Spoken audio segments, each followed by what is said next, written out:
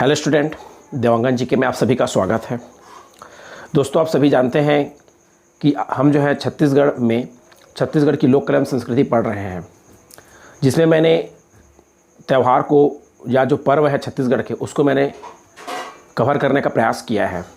उसमें मैंने सबसे पहले आपको पढ़ाया क्या, तो सावन माह में आने वाले जितने भी त्यौहार हैं उन सभी को हमने कवर किया। तो सावन माह में 3 त्यौहार हमने पढ़ाया। सावन माह में कौन कौन से 3 त्यौहार हैं, तो सावन माह में आपका सबसे पहला होता है हरेली पर्व, फिर बस्तर का अम्मूस त्यौहार, फिर बस्तर का जो दशहरा पर्व की जो शुरुआत होती है वो सावन माह के अमावस्या से शुरू होती है, जिसको हमने पूरा उसको डिटेल कवर करने की कोशिश किया। आज की क्लास में हम भाद्र महीने में सावन माह का पूरा त्यौहार कंप्लीट होने के बाद भाद्र महीने में या भादों के माह में जो भी त्यौहार होता है उसको हम आज के क्लास में कवर करने की कोशिश करेंगे। तो हर महीने का जितने भी त्यौहार है सभी एग्ज़ाम की दृष्टि से बहुत ही महत्वपूर्ण है। आपके आगामी जो भी CGP उनकी जो भर्ती होने वाली है उसमें भी त्यौहार से संबंधित छत्तीसगढ़ के विषय में जो भी है सिलेबस में आ सकता है। ठीक, तो चलिए आज हम शुरुआत करते हैं भाद्र महीने में आने वाले त्यौहार। तो भाद्र महीने में आने वाले त्यौहारों में सबसे पहला त्यौहार होता है भोजली, जिसमें भाद्र माह के कृष्ण पक्ष के प्रथम दिन से शुरू होता है। दोस्तों, मैंने आपको सभी को बताया था कि कोई भी हिंदी महीने का 12 माह में कोई भी हिंदी महीने का जो 15 दिन जो होता है वो कृष्ण पक्ष के नाम से रहता है शुरुआत का, उसके बाद फिर शुक्ल पक्ष के नाम से रहता है। ठीक है, तो कृष्ण पक्ष का जो 15वां दिन रहता है वो क्या कहलाता है, अमावस्या। और जैसे ही शुक्ल पक्ष शुरू होता है उसके प्रथमा से लेकर 15 दिन तक का जो रहता है लास्ट का 15वां दिन वो कहलाता है पूर्णिमा। ठीक, तो यहाँ पर हम जो है भादों माह के त्यौहार में सबसे पहले हम देखने जा रहे हैं भोजली। तो भोजली में ही यहाँ पर जो पहला मतलब भादों माह जैसे ही शुरू होता है कृष्ण पक्ष का पहला दिन, उसी दिन ही भोजली का जो पर्व है वो मनाया जाता है छत्तीसगढ़ में। ठीक, दूसरा होता है बहुरा चौथ। तो बहुरा चौथ जो होता है वो जो है भाद्र माह के ही कृष्ण पक्ष के चौथा दिन मनाया जाता है या चतुर्थी को मनाया जाता है। पहला दिन या प्रथम दिन जो है भोजली का त्यौहार मनाया जाएगा और बहुरा चौथ जो है भाद्र माह के कृष्ण पक्ष के चतुर्थी को मनाया जाता है। ठीक, उसके बाद फिर होता है बहुरा चौथ के बाद हल षष्ठी या खमर छठ या कमर छठ। ठीक, तो ये जो है भाद्र माह के ही कृष्ण पक्ष की षष्ठी को मनाया जाता है।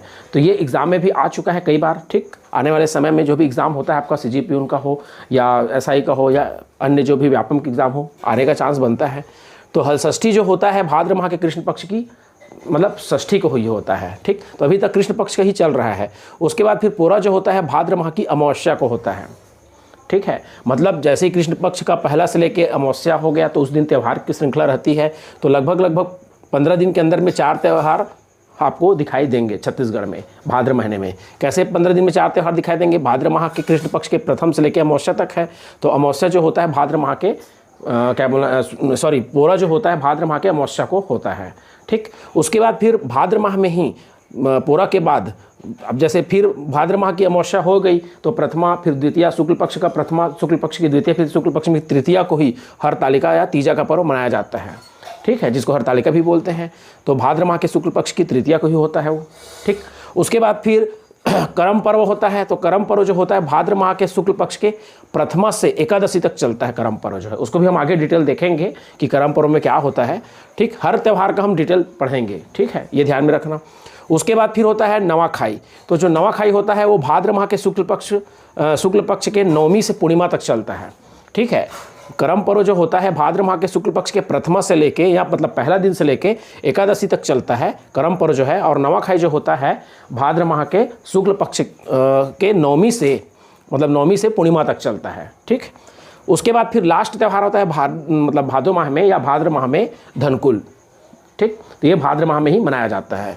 तो ये जो है आपके भाद्र माह में आने वाले लगभग कितने त्यौहार हो गए, तो ये जो है आपके 4 यहाँ पर हो गए और उसके बाद फिर 4 यहाँ पर, तो टोटल 8 त्यौहार भाद्र महीने में आते हैं। तो बिल्कुल आपको यहाँ पर ध्यान में रखना है। और मैं आपको जब शुरू में ही बताया, जो पहला वीडियो आपको छत्तीसगढ़ मैंने शुरुआत किया था सावन महीने से लेके, उसको अगर आप इसको समझना हो तो उसको आप अच्छे से अगर कहीं देखते हैं तो आपको बहुत अच्छे से ये भी क्या हो जाएगा, क्लियर होते जाएगा। ठीक है, किसको कृष्ण पक्ष बोलते हैं, किसको अमावस्या बोलते हैं, किसको पूर्णिमा बोलते हैं, किसको शुक्ल पक्ष बोलते हैं, ये मैंने विस्तार से शुरुआत में या पहले की वीडियो में क्या किया, चर्चा किया है। ठीक है, तो आज की क्लास में हम सबसे पहले देखते हैं भोजली पर्व। ठीक। तो भोजली पर्व में होता क्या है, तो ये जो त्यौहार है कृष्ण पक्ष के पहला दिन ही मनाता है भादो माह में। जैसे ही भादो माह शुरू होगा तो कृष्ण पक्ष का पहला दिन ही आपका भोजली का पर्व मनाते हैं, मतलब उसी दिन भोजली को विसर्जित करते हैं। दरअसल भोजली जो होता है ना, वो जो है सावन महीने में मतलब होता क्या है, तो देखते हैं आगे हम लोग। दरअसल भोजली में होता क्या है, भोजली घर की महिलाओं के द्वारा बोई जाती है, ठीक है। और ये जो भोजली बोते हैं, तो भोजली बोने का जो कार्य होता है भादो माह के पहले होता है, मतलब सावन माह के शुक्ल सप्तमी से प्रारंभ होता है, ठीक है, याद रखिएगा। और जिसमें गेहूं, जौ, धान के दानों को टोकरी में मिट्टी डालकर उगाया जाता है। मतलब भोजली जो है, भोजली पर्व जो है भादो माह के कृष्ण पक्ष के पहला दिन तो विसर्जित करेंगे, उसी को त्यौहार के रूप में मनाएंगे, परंतु विसर्जित तब करेंगे जब भोजली को उगाया जाएगा। मतलब क्या बोलना चाहिए, एक टोकरी रहती है, उसमें मिट्टी डालकर, थोड़ा बहुत खाद डालकर, धान है या जौ है, ठीक है, या बोलना चाहिए उड़द है, ठीक, या और क्या बोलना चाहिए गेहूं, उसके दाने को उसमें डालते हैं। तो ये जो है लगभग जैसे ही भाद्र माह का पहला दिन आता है कृष्ण पक्ष का, या भादो माह लगता है जिस दिन, तो उस दिन से क्या हो जाता है, थोड़ा सा पौधा का रूप ले लेता है, छोटा छोटा, ठीक। उसी को ही क्या किया जाता है, भाद्र माह के कृष्ण पक्ष को मतलब विसर्जित किया जाता है। तो उसमें होता क्या है, यह जो है मित्रता, यह जो त्यौहार है मित्रता व भाईचारे का पर्व है। क्यों है, इसके पीछे कारण ये है कि भोजली को हर घर की कुंवारी कन्या अपने सिर पर रखकर तालाब या नदी ले जाती है, जहां उसके नाते का जो भी भाई रहता है उसके सिर से भोजली को उतारता है और फिर उसे तालाब में या नदी में विसर्जित करता है। इसलिए इसको कहा गया है, यह जो पर्व है ये जो है क्या बोलना चाहिए, मित्रता और भाईचारे का पर्व है, ठीक है। तो एकदम सिंपल सा है। भोजली पर्व में होता क्या है, भोजली पर्व में सबसे पहले जानने वाली बात है कि भोजली कब उगाया जाता है या कब उसको शुरुआत करते हैं भोजली उगाने के लिए। ये अगर मान लो एग्जाम में आता है तो आपका यही आंसर रहेगा कि ये जो है सावन महीने के सप्तमी से इसको क्या किया जाता है, बोया जाता है या उगाया जाता है, ठीक है। उसी दिन मतलब बीज खाद डाला जाता है, गेहूँ है, जौ है, या फिर उड़द है, या फिर कहना चाहिए धान है, ठीक। आरी बात समझ में, मतलब छोटी छोटी बालियाँ उग जाती है, तो ये जो है भाद्र माह के कृष्ण पक्ष में उसको क्या किया जाता है, उसी दिन विसर्जित किया जाता है, ठीक। तो सावन माह में बीज डाला जाता है और जैसे ही भाद्र का महीना लगता है तो कृष्ण पक्ष के पहला दिन ही, जैसे या पहला दिन कह सकते हैं, भादो का महीना लगेगा तो पहला दिन ही उसको विसर्जित किया जाता है। तो ये इसको ये भी बोला जाता है ये मित्रता और भाईचारे का पर्व है। और साथ ही साथ इसमें जो भी कुंवारी कन्या रहती है घर की, वो क्या करती है, अपने सिर पर रख कर नदी या तालाब में विसर्जित करे जाती है। और उसका जो भाई रहता है, नाते का जो भी हो, या पड़ोसी का भी भाई को, अगर मान लो खुद का भाई नहीं है तो पड़ोसी के भाई को भी साथ में ले जाकर नदी या तालाब में जहाँ पर विसर्जित करे जाते हैं उसको उतार कर वहीं पर क्या करता है, उसका भाई जो है विसर्जित करता है, ठीक। और ये भी बहुत ही इंपॉर्टेंट है गीत, यहाँ पर भोजली में गीत का एक बहुत महत्वपूर्ण है। क्या गीत गाया जाता है, तो याद रखिएगा, देवी गंगा लहर तुरंगा हो लहर तुरंगा, ठीक। हमरो भोजली देवी के भीजे आठे अंगा। तो ये जो है बहुत इंपॉर्टेंट है, पेपर में एक बार आ चुका है ये कि निम्न में से देवी गंगा करके पूरा गीत को लिख दिया रहता है, और पेपर में ये पूछता है कि निम्न में से कौन सा त्यौहार से संबंधित है छत्तीसगढ़ के, तो इसका आंसर रहता है भोजली त्यौहार से, ठीक। तो याद रखिएगा। उसके बाद फिर हम देखेंगे नेक्स्ट भोजली त्यौहार के बाद बहुरा चौथ। तो बहुरा चौथ दूसरे नंबर का है। तो ये जो बहुरा चौथ है वो भाद्र माह के कृष्ण पक्ष के चतुर्थी को होता है, ठीक है, याद रखिएगा। भाद्र माह के कृष्ण पक्ष के चतुर्थी को पहला दिन भोजली को विसर्जित करने का पर्व और चौथा दिन बहुरा चौथ होता है। तो बहुरा चौथ में होता क्या है, तो देखते हैं। यह पर्व भाद्र माह के कृष्ण पक्ष की चतुर्थी को मनाया जाता है, ठीक है। बहुरा का अर्थ होता है वापस आना, बहुरा का अर्थ ही होता है वापस आना, ठीक। बहुरा का मतलब होता है वापस, ठीक। इस दिन माँ जो है अपनी संतान के हित की कामना के लिए व्रत रखती है और मिट्टी से बने गाय है, बछड़े है या सिंह है उसकी क्या करती है, पूजा करती है। तो यही जो है बहुरा चौथ कहलाता है, ठीक। तो याद रखिएगा, यहाँ पर बहुरा का मतलब ही होता है वापस आना। तो बहुरा चौथ में होता क्या है, भाद्र माह के, इसमें याद रखने वाली क्या बात है, भाद्र महीना जैसे ही लगता है कृष्ण पक्ष का चौथा दिन, तो भाद्र माह के उसी दिन बहुरा चौथ मनाया जाता है। इसमें जो भी माताएं रहती हैं वो जो है मिट्टी के आकार की शेर हो या सिंह हो, गाय हो या बोलना चाहिए बछड़े हो, उसका आकृति बनाती है। उसके बाद फिर उसकी क्या करती है, पूजा करती है, और ख़ास करके ये जो अपनी संतान के हित के लिए कामना करती है। तो ये जो है बहुरा चौथ कहलाता है, ठीक। तो याद रखिएगा, ये भी एग्जाम की दृष्टि से बहुत ही इम्पॉर्टेंट है, ठीक। उसके बाद फिर हम देखते हैं भाद्र महीने में आने वाले तीसरा त्यौहार। तो भाद्र महीने में आने वाले तीसरा त्यौहार है हलषष्ठी या कमर छठ। इसको खमर छठ भी बोलते हैं, कमर छठ भी बोलते हैं और हलषष्ठी भी बोलते हैं, ठीक है। अब यहाँ पर इसका भी अलग अलग स्टोरी है। ठीक है, इसकी भी अलग अलग कहानी है। ठीक, याद रखिएगा, कभी कहीं पर भी कमरछठ जब का पूजा करने जाते हैं तो जो भी कथावाचक रहते हैं तो हलषष्ठी देवी को मतलब याद करते हैं या उसकी पूजा किया जाता है। ठीक है, खुदाई करके ज़मीन की खुदाई कर देंगे और यज्ञ जैसे बना देंगे और उसमें क्या किया जाता है, हलषष्ठी देवी की पूजा करते हैं, उसकी कहानी बताते हैं जो कथावाचक रहते हैं, जो पंडित लोग रहते हैं। ठीक है, ये किया जाता है। परंतु यहाँ पर हम क्या देखेंगे इसमें और कुछ नया, तो याद रखिएगा यह पर्व जो है भाद्र महीने के कृष्ण पक्ष के षष्ठी को मनाया जाता है।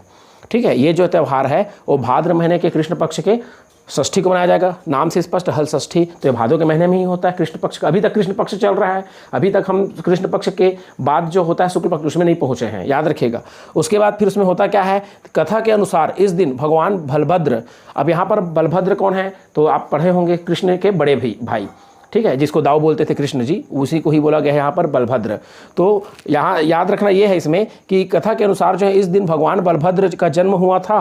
किस दिन, हल षष्ठी के दिन। उनके शस्त्र के रूप में हल को क्या किया था, मान्यता मिली थी। कृष्ण जैसे कृष्ण जी के मतलब उनका जो मेन कहना चाहिए हथियार क्या रहता है, चक्र, तो वैसी टाइप के बलभद्र जी के क्या थे तो हल थे। ठीक, तो उनके शस्त्र के रूप में हल को क्या किया था, मान्यता मिली थी। इसीलिए ही हलषष्ठी व्रत कहा जाता है, इसे पुत्रेष्ठी व्रत भी कहा जाता है। तो ये भी बहुत ही इंपॉर्टेंट है, याद रखिएगा। तो निम्न में से किसे पुत्रेष्ठी व्रत कहा जाता है, तो हलषष्ठी को ही कहा जाता है।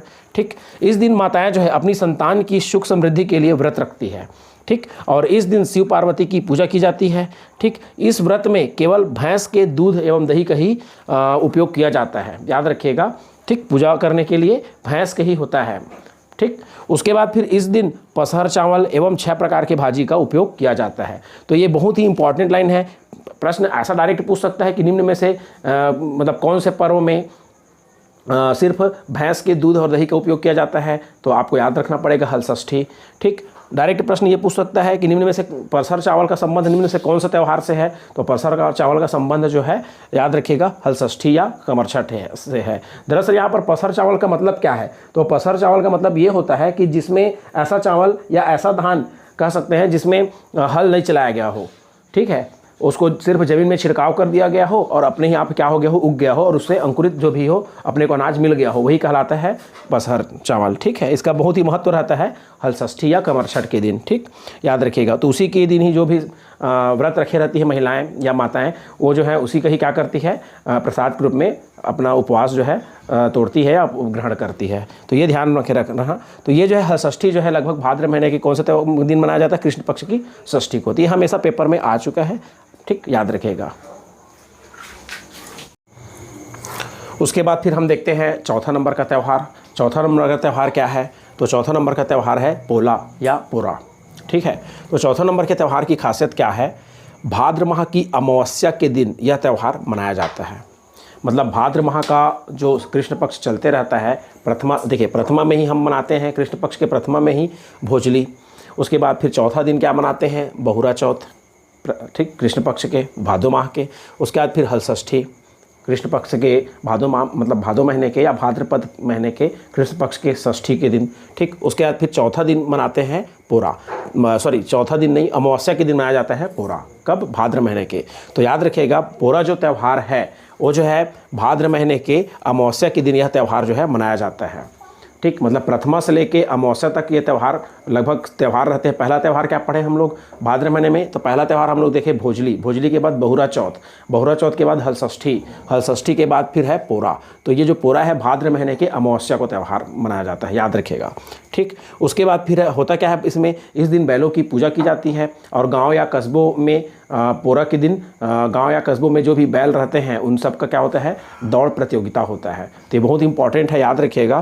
पेपर में डायरेक्ट पूछ सकता है कि बैल दौड़ की प्रतियोगिता जो है निम्न में से कौन सा त्यौहार से संबंधित है, तो बैल दौड़ की जो प्रतियोगिता है वो जो है पोरा त्यौहार से संबंधित है। तो कब मनाया जाता है, भाद्र महीने के अमावस्या, मतलब जो शुरू का जो 15वां दिन है, लास्ट का 15वां दिन जो बचेगा, ठीक है। कृष्ण पक्ष जब चलेगा प्रथमा से लेकर 15वां दिन तक, तो जो 15वां दिन जो पहुंचेंगे अमावस्या के दिन, क्योंकि उसी को अमावस्या बोलते हैं, ठीक है, तो उसी दिन ही यह त्यौहार को सेलिब्रेट किया जाता है, ठीक, तो याद रखिएगा।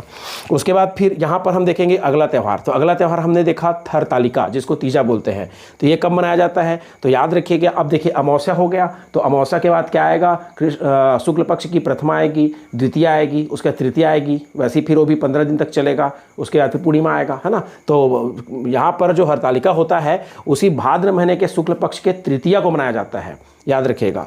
हरतालिका जिसको तीजा भी बोलते हैं, ठीक, तो भाद्र महीने के शुक्ल पक्ष के तृतीया को मनाया जाता है हरतालिका, ठीक। और इसमें होता क्या है, इस दिन जो है पत्नी जो होती है, जो सुहागन महिलाएं रहती है, वो जो है अपने पति की लंबी उम्र के लिए व्रत रखती है, ठीक। और इस दिन गौरा गौरी की पूजा करते हैं रात भर उन लोग, मतलब यहाँ पर गौरा गौरी का मतलब है शिव पार्वती से, ठीक है, याद रखिएगा। तो वही चीज़ है, इस दिन पत्नी अपने पति की लंबी आयु के लिए व्रत रखती हैं। और तीजा के उपवास के दिन जो है पहले करू भात खाने की परंपरा है, मतलब जिस दिन उपवास रहेगा उसके एक दिन पहले रात्रि को क्या करेंगी, करू भात खाएंगे, उसके बाद दूसरा दिन क्या रहेंगी, उपवास रहती हैं, ठीक है, याद रखना। और इसमें गौरा गौरी की पूजा होती है, और साथ ही साथ इसमें सबसे ज़्यादा पारंपरिक जो व्यंजन रहता है छत्तीसगढ़ में, या छत्तीसगढ़ी व्यंजन ठेठरी और खुरमी, उस दिन क्या किया जाता है, पकवान घर में बनाया जाता है। तो ये बहुत ही इंपॉर्टेंट है हरतालिका या तीजा जो है। तो कब मनाया जाता है, भाद्र महीने में ही क्या बोलते हैं, शुक्ल पक्ष की तृतीया को, ठीक, भाद्र महीने के शुक्ल पक्ष की तृतीया को ही हरतालिका या तीजा का त्यौहार जो है मनाया जाता है, ठीक, ये ध्यान में रखना। उसके बाद फिर हम देखेंगे करम पर्व। करम पर्व भी बहुत ही इंपॉर्टेंट त्यौहार है। ये जो है ये पर्व जो है भाद्र माह में मनाया जाता है। अब कब मनाया जाता है करम पर्व जो है, तो भाद्र महीने के शुक्ल पक्ष के प्रथमा से एकादशी तक यह त्यौहार सेलिब्रेट किया जाता है। जैसे आगे लिखा है, भाद्र माह के शुक्ल पक्ष के प्रथमा से एकादशी तक जो है महिलाएं जो हैं करम शनि की पूजा करती है, ठीक। और गांव के लोग जो हैं उपवास रखते हैं, और साथ ही साथ कर्मा पेड़ के डंगाल को काट कर उसमें सफ़ेद कपड़ा मतलब सफ़ेद धागा से बांध कर पूजा करते हैं, और जो एकादशी तक क्या होता है, चलता है। तो ये भी बहुत ही इंपॉर्टेंट है। जितने भी गांव के लोग रहते हैं वो सभी जो उपवास रखने लायक रहते हैं उपवास रहते हैं, और करम पेड़ के डाल को या उसके जो भी डंगाल रहते हैं उसको काट कर उसको सफ़ेद मतलब उसमें सफ़ेद धागे से उसको लपेटते हैं, ठीक। उसके बाद फिर उसकी क्या करते हैं, पूजा करते हैं, ठीक। तो ये जो है परंपरा कब तक चलती है, तो याद रखिएगा ये परंपरा जो है प्रथमा से लेके शुक्ल पक्ष के प्रथमा से लेके भादो महीने के शुक्ल पक्ष के प्रथमा से लेके एकादशी तक ये चलता है। और महिलाएं भी करम शनि की क्या करती हैं, पूजा करती हैं, ठीक। और रात्रि में जो वृद्ध रहते हैं, वृद्धजन जो बुजुर्ग रहते हैं, उन लोग अपने जो भी युवक हैं युवतियां हैं उन सभी को क्या बोला चाहिए, करम शनि की कथा को सुनाते हैं। तो ये भी बहुत ही अनूठा पर्व है और बहुत ही इंपॉर्टेंट पर्व है छत्तीसगढ़ के अंतर्गत, जो भादो माह में ही मनाया जाता है, ठीक। उसके बाद फिर है 7वें नंबर का पर्व। तो 7वें नंबर का पर्व तो सबसे ज़्यादा इंपॉर्टेंट है, नवाखाई। दरअसल नवाखाई होता क्या है, ये जो होता है गोंड जनजाति का सबसे बड़ा त्यौहार है, ठीक। क्योंकि यह जो त्यौहार है, जैसे ही नई फसल मतलब नई फसल कट के आ जाती है, तो जब नई फसल का उपयोग गोंड जनजाति के लोग तभी करेंगे जब तक कि वो अपने जो इष्ट देव रहते हैं बूढ़ा देव, उस पर जब तक धान की बाली को अर्पित ना कर दें। अगर मान लीजिए धान की बाली अर्पित नहीं करते या क्या बोलते हैं अपने इष्ट देव को भोग नहीं लगाते, तब तक उन लोग इसका उपभोग भी नहीं करते नई फसल का, ठीक है। इसलिए त्यौहार जो है बहुत ही इंपॉर्टेंट है। और ये जो त्यौहार है शुक्ल पक्ष के नवमी से पूर्णिमा तक चलता है, शुक्ल पक्ष के नवमी से पूर्णिमा तक चलता है। करम शनि का जो त्यौहार है या करम पर्व क्या है, तो ये जो होता है शुक्ल पक्ष के प्रथमा से लेके एकादशी तक चलता है, ठीक है, याद रखिएगा। और तीजा जो होता है वो या हरतालिका जो होता है शुक्ल पक्ष के तृतीया के दिन ये त्यौहार को सेलिब्रेट किया जाता है या मनाया जाता है। और पोरा जो होता है तो भादो महीने के अमावस्या को ही पोरा को के त्यौहार मनाया जाता है, ठीक है, तो याद रखिएगा। तो नवाखाई में हम देख रहे थे, नवाखाई में क्या है, गोंड जनजाति का सबसे अनूठा पर्व है ये और सबसे बड़ा त्यौहार है। और ये जो है भाद्र माह के शुक्ल पक्ष के नवमी से पूर्णिमा तक चलता है। इस पर्व की नई फसल को मतलब ये पर्व जो है नई फसल की पहली उपज की प्राप्ति में मनाया जाता है, ठीक है, याद रखना। क्योंकि मैंने आपको अभी बताया जो भी नई फसल आता है कट के उसको क्या किया जाएगा, जो इष्ट देव रहते हैं बूढ़ा देव उन पे अर्पित करना रहता है। तो ये लिखा भी आगे, इस त्यौहार के बिना गोंड जनजाति के लोग नई फसल का उपभोग नहीं करते, मतलब वो जो है अपने क्या बोलना चाहिए खान पान में शामिल नहीं करते। ठीक है, इस पर्व में बूढ़ा देव की पूजा करते हुए नई फसल की बालियाँ उन्हें अर्पित करते हैं। मतलब मैंने आपको पहले ही बताया, जब तक नई फसल की जो बालियाँ रहेगा बूढ़ा देव में अर्पित नहीं करेंगे तब तक वो अपनी उस फसल का उपभोग नहीं करते, मतलब पकाकर नहीं खाते। ठीक है, और इस नवाखाई में प्रसाद के रूप में चावल का खीर बनाया जाता है। जो भी नई फसल आए रहती है उसमें चावल का खीर बनाएंगे और साथ ही साथ महुआ का प्रसाद के रूप में ग्रहण करते हैं। तो जो नवाखाई पर्व है वो जो है गोंड जनजाति का सबसे बड़ा पर्व माना जाता है और ये अपने आप में अनूठा पर्व है। तो लगभग भाद्र महीने का जितने भी त्यौहार हैं वो एग्ज़ाम की दृष्टि से आपके हर एग्ज़ाम में आने लायक है और ऐसे क्वेश्चन जो है यहाँ से आते रहते हैं। और जितने भी हम त्यौहार पढ़ेंगे या जो भी त्यौहार आपको से चर्चा हम करेंगे, सभी त्यौहार जो हैं कोई ना कोई एग्ज़ाम में बिल्कुल आते हैं। अगर हम इसको हिंदी महीने के अनुसार से पढ़ते जाएंगे तो आपको आसानी होगा और बहुत अच्छे से याद रहेगा काफ़ी लंबे समय तक। ठीक है, तो ये तरीका अपनाते हुए आप पढ़ सकते हैं। ठीक, तो आज की क्लास में बस इतना ही, और बाकी फिर मिलते हैं। जो बचा हुआ त्यौहार है धनकुल, तो ये जो त्यौहार हम नेक्स्ट क्लास में देखेंगे। और नेक्स्ट क्लास के में देखने के साथ साथ भादो माह के बाद क्या आता है, तो भादो माह के बाद जो भी त्यौहार आएगा या जो भी महीने का त्यौहार रहेगा, ठीक है, कुंवार महीने का, क्योंकि जैसे ही इसका कंप्लीट हो जाएगा भादो माह, तो उसके बाद फिर कुंवार आना शुरू हो जाएगा भादो के बाद। तो उसमें भी जो भी त्यौहार होगा उसको हम क्या करेंगे, इस धनकुल त्यौहार को भी शामिल करते हुए आगे बढ़ेंगे। तो आज की क्लास में बस इतना ही। अगर आपको आज की क्लास बहुत अच्छी लगी हो और आपको पसंद आ रहा हो, हमारा पढ़ाना, हमारा मेहनत अच्छा लग रहा हो, तो अधिक से अधिक लोगों में शेयर करिए, सब्सक्राइब करिए और साथ ही साथ लाइक करिए। ठीक है, तो आज की क्लास में बस इतना ही। मिलते हैं नेक्स्ट त्यौहार के साथ, तब तक का अलविदा। All the best.